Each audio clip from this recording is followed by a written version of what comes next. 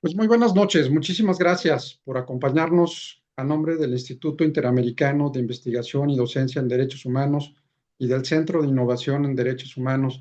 Les damos la más cordial bienvenida a todos, a todas. Muchas gracias por acompañarnos en esta sesión para nosotros de manteles largos, porque tenemos a un gran amigo, aliado, un experto en derechos humanos, el doctor José Luis Caballero Ochoa, a quien tengo el gusto de conocer desde hace muchos años, y me da muchísimo gusto que la Comisión Interamericana de Derechos Humanos, para orgullo de Latinoamérica, pero principalmente para el Estado mexicano, esté en estos momentos en manos de alguien conocedor, un abogado, académico, investigador, docente, articulista, experto en derechos humanos, una persona inteligente. Y ahorita con estos temas internacionales que estamos viviendo a nivel mundial, verdaderamente es un honor para nosotros, un privilegio que José Luis nos haya aceptado estar unos minutos con nosotros. Sabemos que su agenda de trabajo está muy complicada. Así es que, pues bienvenido, José Luis. Muchas gracias por estar con nosotros. Le voy a ceder el uso de la voz al licenciado Arellano, presidente del Centro de Innovación en Derechos Humanos, alumno del doctor Caballero, que con mucho afecto va a dar las indicaciones de este foro, así como la presentación de nuestro ponente y amigo. Adelante, por favor. Gracias, pues bienvenido nuevamente, doctor. Un gusto que esté con nosotros. También agradecerles a todas y a todos que estén aquí.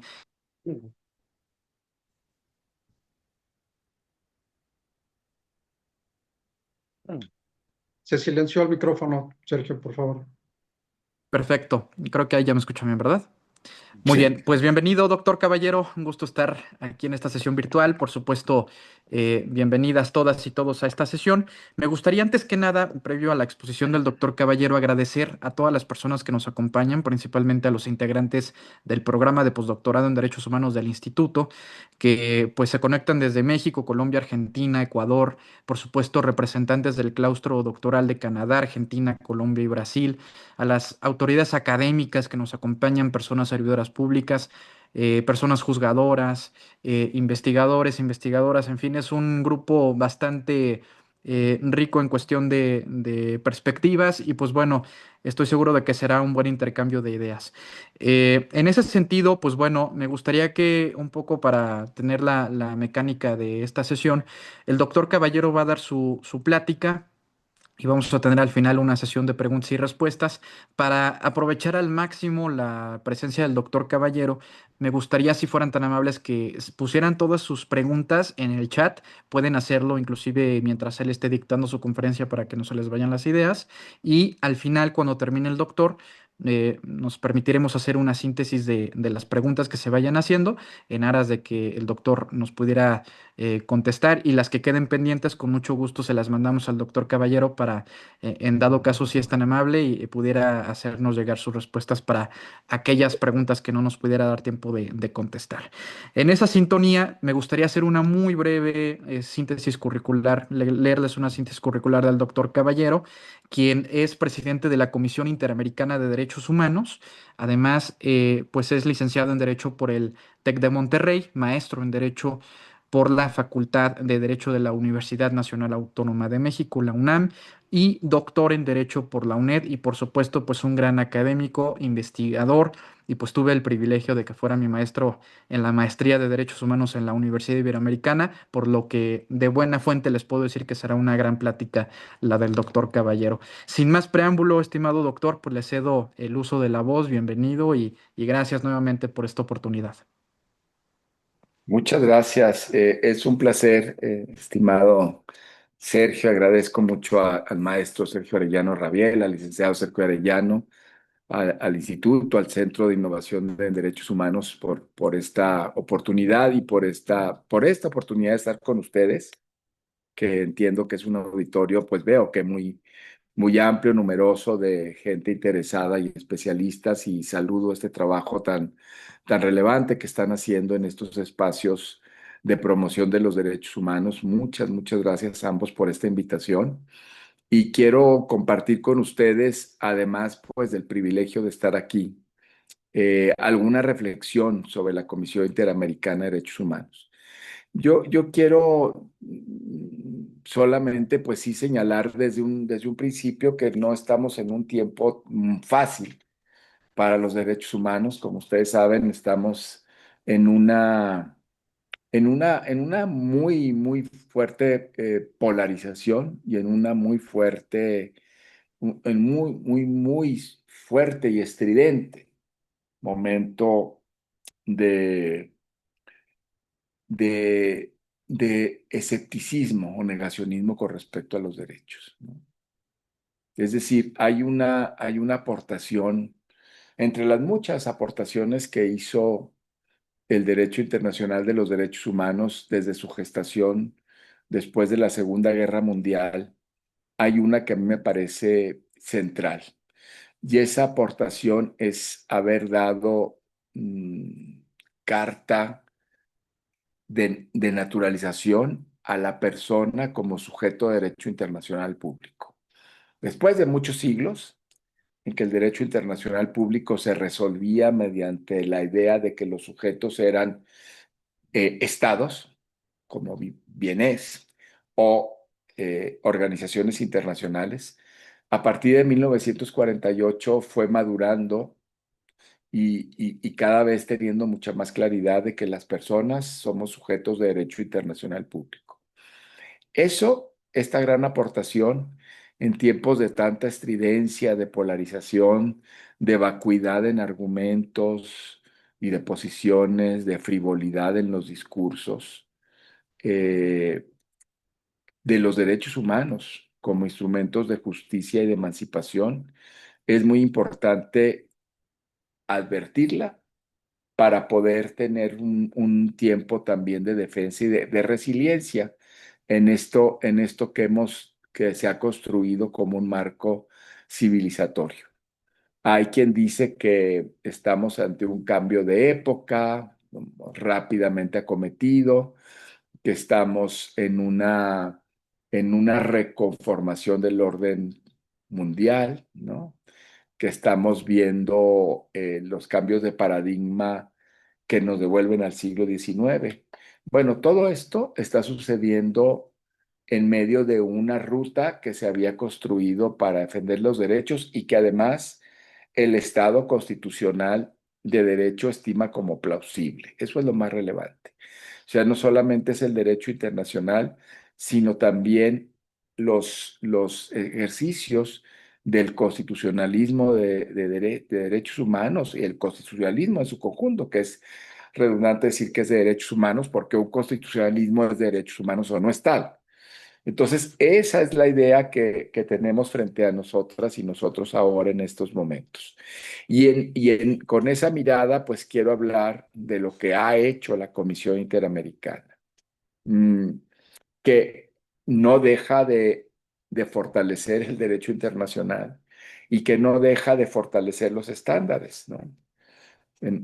Yo digo estas ideas y frente a mí tengo pues todo lo que ha hecho la Comisión Interamericana en los últimos años, un par de años por dar cobertura, por ejemplo, a quienes son personas defensoras y establecer los parámetros a través de visibilizar más a las personas defensoras de derechos humanos, ¿no? Desde el año antepasado ya posicionar una resolución observadores electorales como defensores de derechos político-electorales, un informe de, de- de-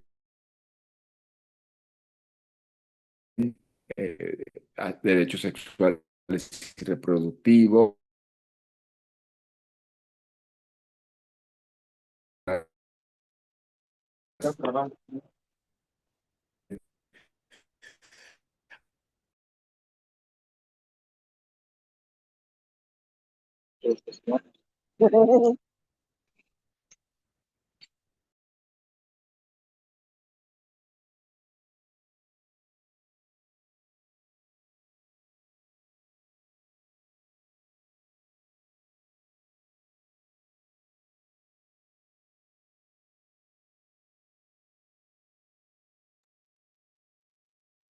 José Luis, parece que no te estamos escuchando.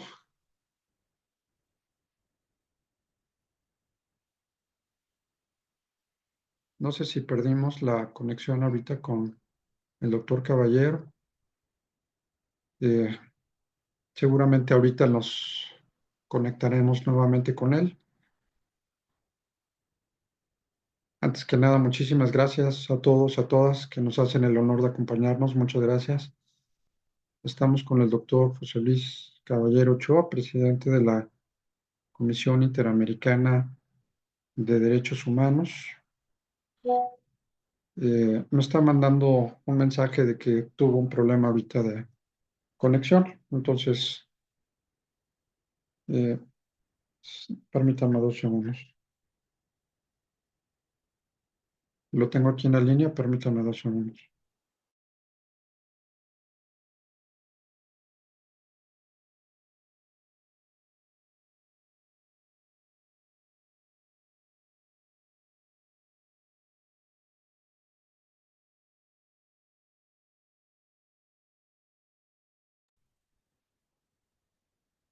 Ahorita se conecta nuevamente el doctor. Ya lo tenemos. ¿Me salí yo o no sé qué pasó? Sí, Bueno, adelante. perdón, de Gracias. repente me quedé sin conexión, discúlpeme. Entonces estaba dando esta introducción para decir que hay también una línea transversal, lineal de defensa de esta tradición interamericana y del derecho internacional de los derechos humanos. Ahora, implica pues aquilatar desde luego el papel de la Comisión Interamericana. ¿Qué hace ahora la Comisión Interamericana de Derechos Humanos? Perdón, voy a hablar de esto, discúlpenme, y luego un poco de los desafíos que tenemos frente a nosotros. La Comisión Interamericana se conoce muchísimo eh, por el sistema de peticiones y casos, es decir, toda esta parte de la comisión, de la tarea de la comisión, que está radicada pues, en la Carta de la Organización de Estados Americanos y luego en la Convención Americana de Derechos Humanos, en que la comisión emite o genera un informe de fondo que documenta, después de una denuncia por violaciones a derechos humanos por parte de personas o colectivos que argumentan que su estado no encontraron satisfacción, se emite ese informe de fondo si se encuentran violaciones a derechos humanos. El Estado tiene que reparar, o si no, si el Estado también es parte de la jurisdicción contenciosa de la Corte, se remite a la Corte Interamericana. Esto es, digamos, la idea que se tiene sobre la Comisión Interamericana. Perdónenme. Pero además es muy importante señalar que la Comisión tiene diferentes espacios de actuación. En primer lugar, sobre las regiones. Son regiones muy complejas que además a veces dentro del ámbito interamericano han estado excluidas a veces de la consideración de la Comisión Interamericana. Claro, está la gran región latinoamericana que ha sido pues la centralidad de la Comisión, los países de América Latina, desde México hasta Argentina, con algunos territorios insulares, pues desde luego Cuba, República Dominicana. Pero luego también hay que acompasar lo que ocurre en Estados Unidos y Canadá por su adscripción a la OEA, aunque no a los tratados, y luego 14 países del Caribe. O sea, son tres regiones en una, con sus complejidades y sus problemáticas, a veces tan distantes unas de otras, y que hay que contener en un solo organismo de derechos humanos, y que hay que trabajar también en una cosa que Europa fue logrando a partir del Convenio Europeo de Derechos Humanos, pero que América también ha intentado realizar, que es esta idea del derecho común interamericano. Luego el mandato, ¿no? El mandato es grande, complejo, tiene además la Comisión Interamericana un eje triple que es muy delicado. A veces yo digo, bueno, la Corte Interamericana conoce los casos y resuelve. y emite sentencias o emite opiniones consultivas o medidas provisionales a partir de casos. Pero fíjense, la Comisión Interamericana tiene que supervisar los derechos humanos de todo un continente, señalar conductas que por acción o omisión pueden vulnerar derechos o vulneran derechos humanos, no solamente a través de un caso, sino a través de la supervisión. Luego, dentro de eso, también la centralidad con las víctimas y con la sociedad de esos estados a los que supervisa. Y además, tiene que hacer un diálogo diplomático con los estados, que tiene que ser siempre abierto, siempre adelante, constante y que atiende también las posiciones de los estados.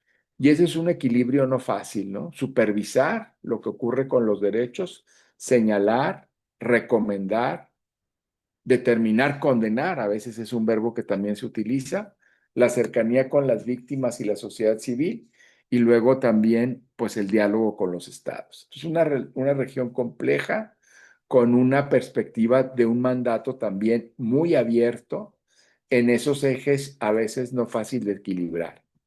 Y luego también, pues todos los temas que tiene frente a sí, todo el mandato que tiene frente a sí. Es decir, este sistema de peticiones individuales sobre el que acabo de hablar, que tiene que ver con peticiones que de manera subsidiaria eh, conoce por violaciones de los estados a los derechos humanos y luego que pueden admitirse, que pueden llegar a una solución amistosa, que pueden llegar a un informe de fondo, que eh, lo que se trata pues es que ese informe de fondo se atienda por parte de los estados y se repare.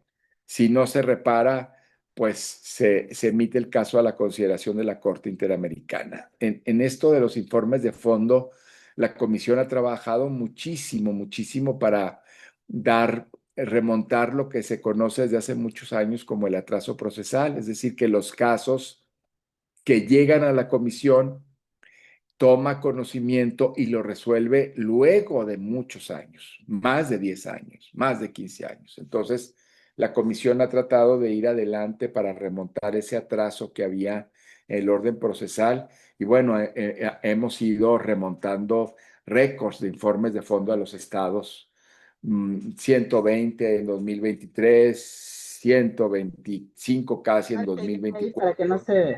Ahora estamos ya en una perspectiva del cierre al 2025, que estamos en el informe anual recopilando lo que se hizo con estos informes de fondo que son más ahora. Eh, pero además, este acompañamiento de la resolución cronológica de casos también ha estado de la mano de criterios de priorización, que es muy importante, fíjense, porque además, paralelamente a la antigüedad, hay algunos criterios que por vía de resolución general de la comisión se han ido asentando para que se prioricen casos posteriores. Por ejemplo, cuando hay una problemática estructural en un estado y que hay muchos casos de un mismo tipo, bueno, o una problemática compleja en un estado, la comisión empieza a resolver ese tipo de casos para marcar un estándar de actuación para los estados. Cuando hay casos que pudieran devenir en quedar sin materia con el paso del tiempo. Por ejemplo, los casos que involucran a niñas, niños y adolescentes, pues la comisión tiene que resolverlo rápido, porque si no la protección de las niñas y los niños y adolescentes deja de ser tal, pues porque las personas crecen, ¿no? Y la perspectiva reparatoria a las infancias no tiene lugar si no se resuelve el caso rápido. Por ejemplo, cuando hay una perspectiva de resolver algún tema de orden público interamericano, en todo este vasto complejo que ustedes conocen, como la jurisprudencia interamericana que tiene que avanzar, ¿no? Pues Ese es no, un, es mira, uno de viendo. los casos. Luego, pero no solamente la Comisión Interamericana resuelve casos, también tiene el monitoreo. El monitoreo es un eje importantísimo de las funciones de la comisión.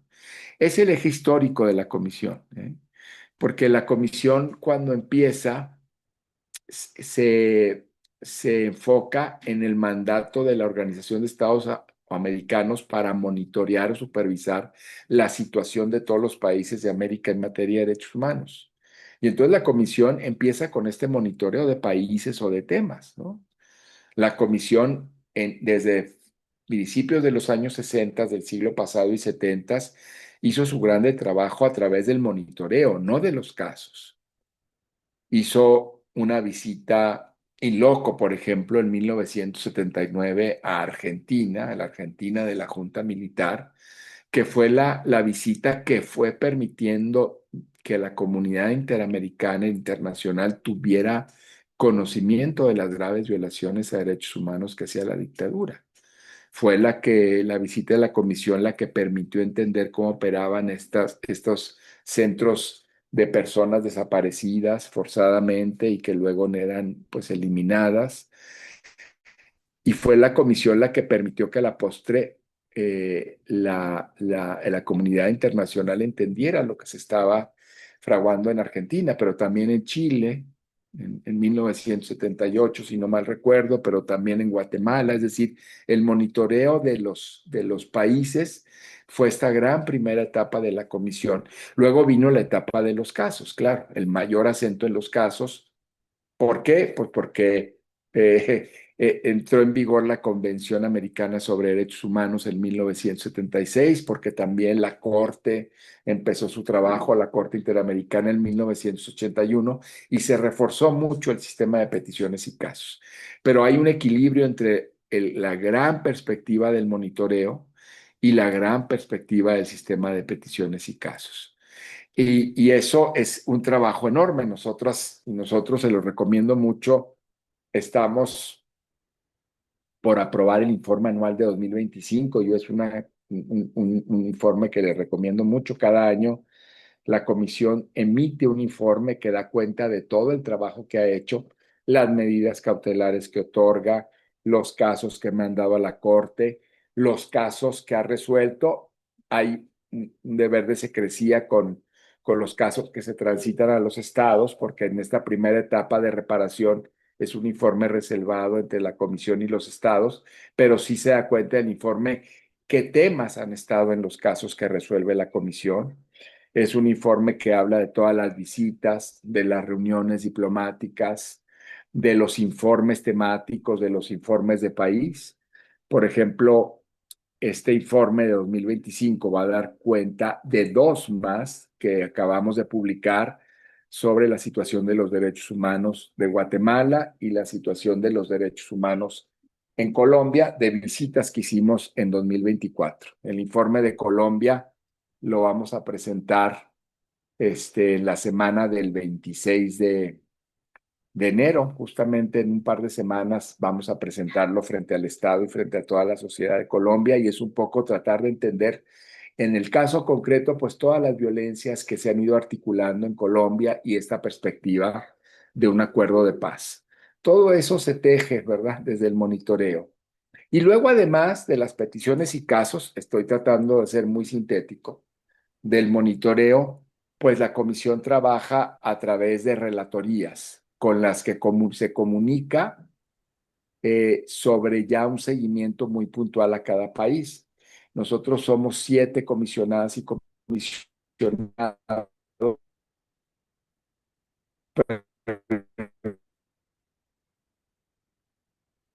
Bien el número, toca necesariamente,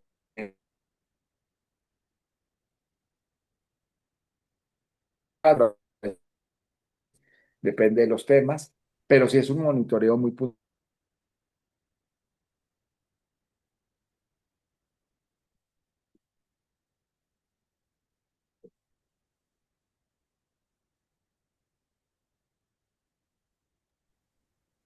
Doctor, no te escuchamos. Si quieres verificar, por favor, a ver si nos escuchas bien.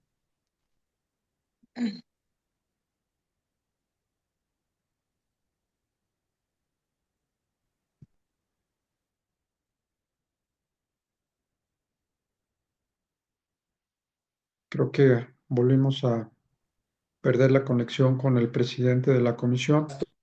Ya estoy ahí, Perfecto, ya, te perdónenme. escuchamos. Adelante.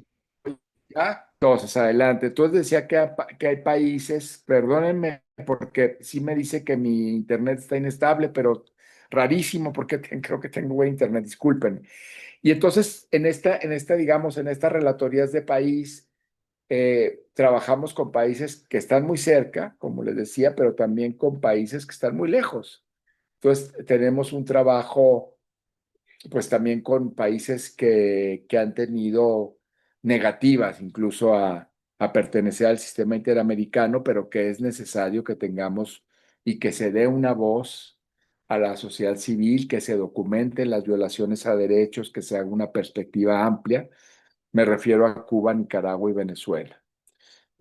Con los hechos recientes, pues la comisión en este espacio de monitoreo ha estado muy cerca de lo que pasó en territorio venezolano el 3 de enero, como ustedes saben, y está dando muy probablemente ya en estos días, pues una comunicación más amplia de la perspectiva de lo que pasó y la incursión norteamericana en Venezuela, con una perspectiva que también dé justicia al monitoreo internacional, sin posicionarse en un ámbito de lo político, pero sí de la validez del derecho internacional tanto frente a la incursión como también a la situación de derechos humanos en Venezuela, que la Comisión pues ha seguido con mucha claridad y mucho énfasis, pues especialmente en tiempos recientes a partir de las elecciones de 28 de julio de 2024. Entonces, todo eso y además, pues hay un afán de, de tener miradas temáticas. La comisión también tiene miradas temáticas sobre grupos que han estado en situación de exclusión. Esa es una mirada temática muy importante. Por ejemplo, migrantes, por ejemplo, personas privadas de libertad, por ejemplo, personas con discapacidad, por ejemplo, niñas, niños y adolescentes, pero también sobre temas que son muy relevantes en nuestros contextos. Tenemos dos relatorías especiales, la de libertad de expresión y la de derechos económicos, sociales y culturales. Todo eso en poquísimas palabras de lo que hace la Comisión Interamericana. Ahora, ¿qué desafíos tiene la Comisión Interamericana para los siguientes años? Y eso es una cuestión que me permito compartir como presidente, porque lo he hecho valer y expresado en algunas conferencias y de cara a lo que estamos viendo en este año último. Pues en primer lugar tenemos que reforzar el diálogo diplomático, ¿no? Los estados la Comisión Interamericana es un organismo creado por los estados para la sociedad, para las víctimas. Hay que recordárselo siempre a los estados. Hay que recordarles sus obligaciones internacionales, pero no cerrar el diálogo nunca, ni en las circunstancias más difíciles y más adversas, ¿no? Eh, una disposición también a las particularidades y a las peculiaridades de cada estado. Y en ese sentido vuelvo a reiterar el trabajo que se está haciendo con el Caribe. La Comisión Interamericana ha recibido un reproche de algunos años y con cierta razón de que ha sido una comisión muy latinoamericana. Con cierta razón y no porque, bueno, el terreno de las graves violaciones a derechos humanos ha pasado, como ustedes saben, en el ámbito latinoamericano y en espacios de gobiernos autoritarios y dictatoriales. Pero también el Caribe ha merecido la atención y a veces en América Latina, y eso lo he percibido en estos 2 años que llevo de comisionado, 2 años y medio, a veces dice, ay, la comisión no se pronuncia tanto. Bueno, porque también está haciendo un trabajo muy centrado en el Caribe, ¿no? Y eso a veces no se ve en América Latina, ¿no? Cada vez empujamos más a los estados caribeños a que firmen los tratados interamericanos, ¿no? Belice, por ejemplo, yo tuve la oportunidad de estar en 2024 a finales y trajimos a Belice a la firma de dos tratados interamericanos muy importantes, el de personas con discapacidad y el de personas adultas mayores. El tercero es remontar el atraso procesal, que de eso hablé ahora hace un momento. Y luego me parece que hay algunos ejes temáticos que tienen que ser impulsados, ¿no? Por la comisión y que están siendo impulsados en un momento muy complejo. Un eje, por ejemplo, es todo lo que tiene que ver con el Estado de Derecho y la democracia, ¿no? La democracia que no está solamente reducida, por así decirlo, al conteo de votos en una elección libre y confiable, que claro, eso es muy importante, muy relevante, ¿no? En el caso Capriles, la Corte Interamericana ha dicho no hace mucho que hay datos que evidencian la integridad electoral y es muy relevante la integridad electoral para entender que una elección defiende verdaderamente los derechos políticos. Pero también por la democracia del Estado de Derecho pasan la institucionalidad democrática, los contrapesos, los equilibrios, la independencia judicial. Entonces hay una propensión en América Latina a, a extender o bien la presencia del Ejecutivo de forma indebida, o bien a extender la presencia de órganos con autonomía que inciden en autoridades democráticamente electas, ¿no? Y hay una tendencia también, pues lo acabamos de ver en El Salvador con reforma constitucional que habla o prevé la elección indefinida en la titularidad del Ejecutivo, que esto sobre lo cual ya se pronunció la Corte Interamericana, la inconvencionalidad de la reelección en el Ejecutivo.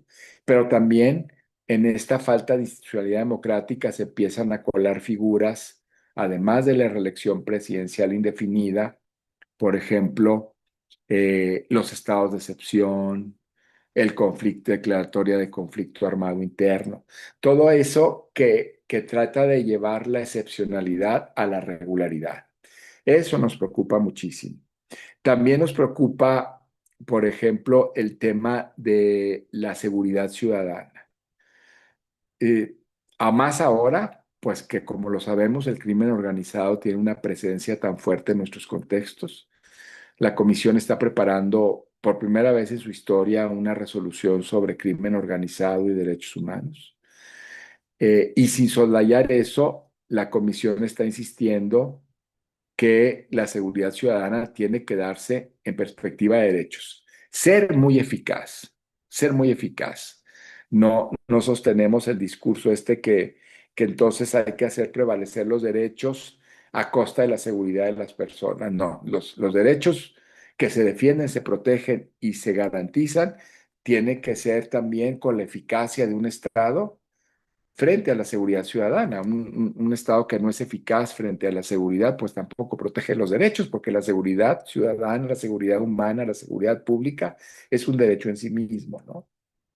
Pero toda esta idea que les decía yo de prolongar estados de excepción, la militarización de las fuerzas de seguridad pública, el uso excesivo de la fuerza, generar más tipos penales que criminalizan a minorías racializadas y pobres, generar operativos en zonas de mucha pobreza y también en donde a veces las juventudes son carnes de cañón de la criminalidad.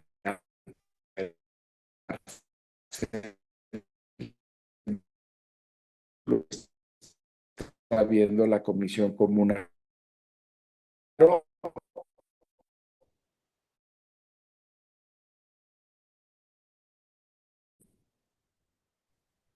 Perdimos el audio, doctor. Sí. Otra vez, ¿no? Adelante, ya. Ya, bueno. Adelante. Gracias. Y el otro sería también, pues, seguir hablando problemáticas que rozan a la situación, las personas en situación de exclusión, pero que tienen que ver también con exclusión y con problemas contemporáneos de la exclusión, ¿no? personas privadas de libertad, que es un problema muy fuerte que vemos en nuestros contextos, no solamente por la cantidad de gente en cárceles, que es como una alternativa mm, de populismo punitivo que estamos observando, sino también las condiciones de la prisión. Y también, por ejemplo, el tema de la movilidad humana. Frente a la movilidad humana y las migraciones hay un miedo tremendo que en algunos sentidos se justifica, ¿verdad? Ese miedo, pero también hay una perspectiva de derechos que los estados deben entender y que la Comisión está tratando de posicionar sobre estas oleadas migratorias que estamos viendo tan abundantes y sobre las cuales pues hay una problemática muy fuerte que tiene que ver con operación de las autoridades, de agentes del Estado y también de criminalidad organizada, trata de personas, explotación sexual de niñas, niños y adolescentes, la imposibilidad de que las personas soliciten refugio, al menos que soliciten refugio y no sean devueltas de entrada al país de origen, la perspectiva de que la gente no se puede tratar a la gente que migra como criminales, la perspectiva de que la gente que migra tiene derecho a la nacionalidad. Estamos encontrando un gran problema en la situación de apatridia como nunca lo habíamos visto, ¿no? Los estados están tratando de zafarse del tema del jus soli, que es una promesa del derecho, de los derechos humanos, del constitucionalismo, del derecho civil, del Estado de Derecho, ¿no? La persona que nace en un territorio tiene derecho a una nacionalidad y sin por eso dejar de soslayar lo que implica para los estados recibir cantidad de personas y personas que nacen ahí en esos flujos migratorios y tratar de garantizar que todas las personas, porque es un derecho humano básico, previsto además en la Convención Americana, el derecho a la nacionalidad. Entonces, ese también es otra preocupación que tenemos en contemporáneas. Y luego también un cuarto problema, una cuarta desafío, no problema, desafío, pues es que el derecho interamericano de los derechos humanos siga avanzando. Como ustedes saben, yo no puedo hablar de temas de México porque tengo impedimento reglamentario para referirme a la coyuntura mexicana, pero sí puedo decir, eso sí lo puedo decir, que nuestro país desde la reforma constitucional de derechos humanos en 2011 y desde las sentencias de la Corte Interamericana ha tenido mucha claridad en lo que implica la interpretación conforme, el control de convencionalidad, el grosor del tamaño de los derechos a través de una jurisprudencia evolutiva y garantista. Y la Comisión tiene frente a sí esta idea de que la interpretación en materia de los tratados y del derecho interamericano cobren relevancia. Hacer vida esto que decía el Tribunal Europeo de Derechos Humanos desde 1979, ¿no? Los tratados sobre derechos humanos son una gran garantía colectiva, son instrumentos vivos y esto es lo que se ha hecho a través de toda la jurisprudencia, de los estándares de la Comisión Interamericana, de la jurisprudencia de la Corte Interamericana. Yo les invito muy vehementemente a que lean, por esto que estoy diciendo, las dos últimas opiniones consultivas de la Corte Interamericana, la de cambio climático y la del derecho al cuidado, que no solamente tienen los avances sobre cada derecho en concreto, sino tienen la reflexión de la Corte.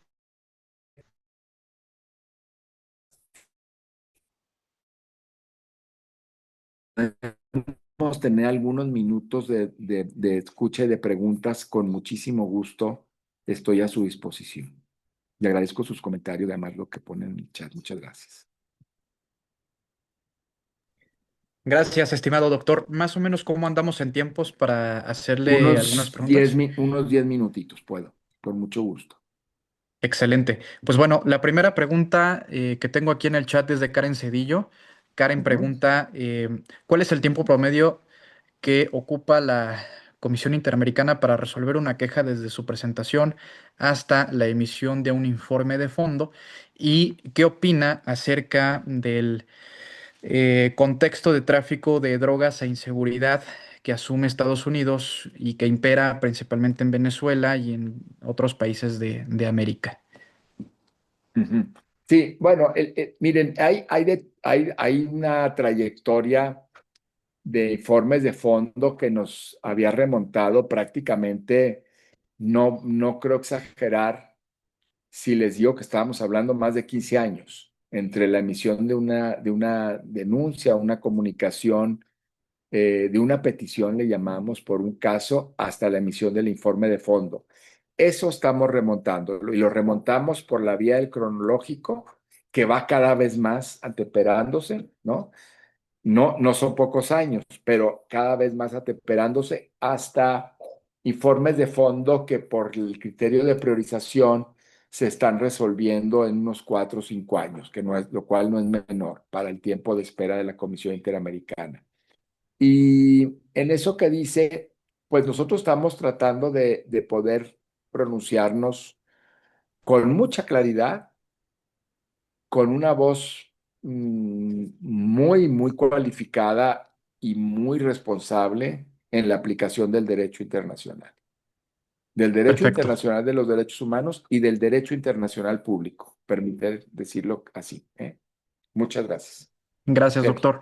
También pregunta Gabriela Almazán, que en este caso, ¿cuáles son las acciones de la comisión respecto a las medidas cautelares relacionadas con la independencia judicial? Mire, regularmente en general, nosotros en la comisión hacemos medidas cautelares que están, la comisión ha ido reforzándose en torno al mecanismo. Y entonces el mecanismo lo que se trataría es tiene una medida tutelar y una cautelar, pero en esa situación cautelar, nosotros siempre tratamos de reforzar ya cuando hay una petición que la medida cautelar propiamente no vacía a la petición, es decir, que se mantenga el estado de los derechos, que se preserven los derechos en lo que se tramita la petición para que luego la violación pueda quedar irreparable. Eso es muy importante. Y en el sentido tutelar, la Comisión Interamericana ha entendido que este sentido de urgencia, gravedad e irreparabilidad va mucho más enfocado a derechos como la vida, como la integridad, como la salud, como las condiciones de salud física, psíquica, y los temas que tienen que ver con debido proceso o con reformas, etcétera, van pasando al sistema de peticiones y casos. Sin que eso no quiere decir que no se atiende una medida cautelar en el sentido de la petición que sea, pero ese va siendo el criterio de la comisión. O sea, no se puede resolver todo lo que la comisión tiene que resolver a través del mecanismo de medidas cautelares. Ujú.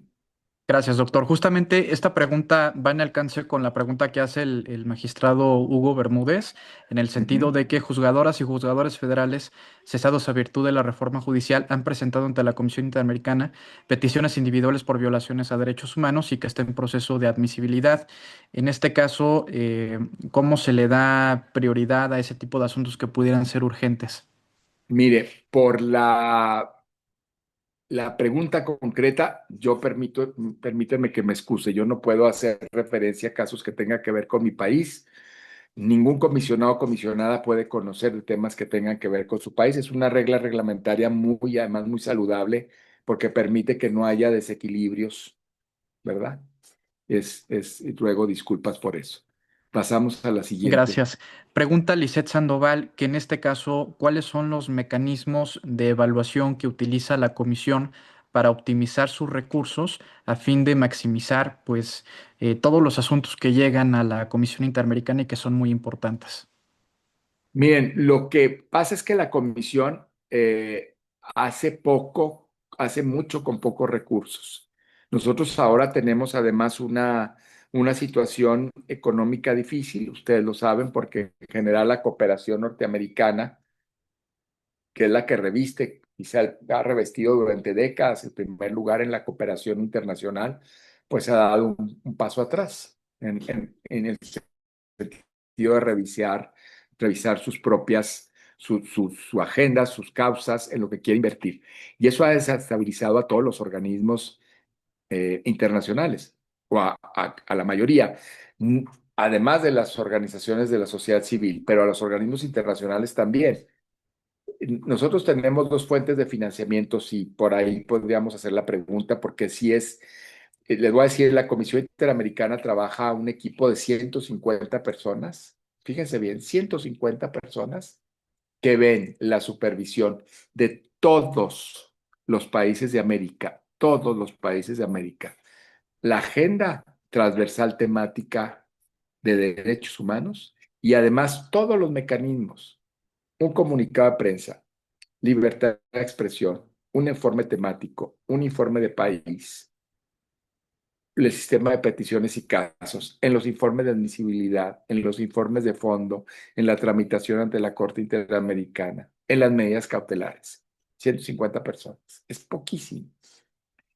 Y hay dos fuentes de financiamiento. Eso, claro, la comisión va haciendo su evaluación. En el capítulo sexto del informe es un capítulo que es claramente un ejercicio de rendición de cuentas, porque ahí la comisión eh, establece y precisa en qué ha gastado sus recursos y cómo va teniendo sus propias perspectivas de evaluación, que eso también se hace a través de los canales de evaluación de la propia Organización de los Estados Americanos. Pero la comisión hace mucho con poco. O sea, con el fondo regular que los estados destinan a la comisión año con año a través de la OEA, pero también con las aportaciones que pues no siempre son fuertes ni robustas, aportaciones especiales, ¿verdad? Espero Perfecto, haber doctor. respondido. Y para concluir, me gustaría hacerle una última pregunta que incluye dos cuestionamientos de dos asistentes. La primera Ajá, dice, desde un estándar interamericano, ¿cómo deben los estados equilibrar la perspectiva de género debido proceso, interés superior del niño y pues privilegiando que se utilicen los estándares interamericanos y no se viole ningún derecho en los países miembros de la OEA? Y por otro lado, ¿cómo debemos entender en su justa dimensión a la Comisión Interamericana, al igual que, por ejemplo, el Alto Comisionado de las Naciones Unidas, de la ONU, en la protección de los derechos humanos? ¿Cuál debe ser digamos, la importancia que recae en estas dos entidades para la protección de derechos humanos? ajá. Miren, rapidísimo. La primera pregunta, evidentemente, cuando hay diferentes derechos en juego, lo que tiene que hacer la comisión es entender el contenido de cada derecho. En segundo lugar, tener los cruces de interseccionalidad que pueden estar albergados por cada derecho en diferentes víctimas. Y en tercer lugar, pues establecer las dimensiones de tensiones entre derechos. Eso como cualquier clave de interpretación sobre derechos humanos, teniendo al Estado como receptor de cualquier recomendación. Pero eso es, y creo que la comisión ha hecho un trabajo.